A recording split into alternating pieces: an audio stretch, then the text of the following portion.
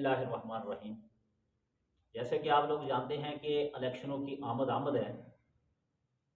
आपके दरवाजे पर एमएनए भी आएगा, आपके दरवाजे पर एमपीए भी आएगा, आपके दरवाजे पर कौंसलर भी आएगा, यानी कि छोटे से छोटा बड़े से बड़ा जो वोट हासिल करने के लिए आपके दरवाजे पर आएगा। चाहे आपकी गली में कोसों पानी खड़ा हो, मगर आएंगे ज़रूर।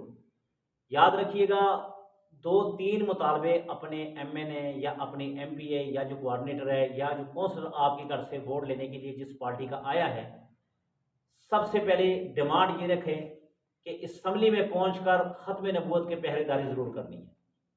हमारी गली बने ना बने, हमारा सड़क बने ना बने, हमारा मसला हल हो या ना हो, मगर सबसे पहले हमें ख़त्म नबूवत की पहरेदारी चाहिए।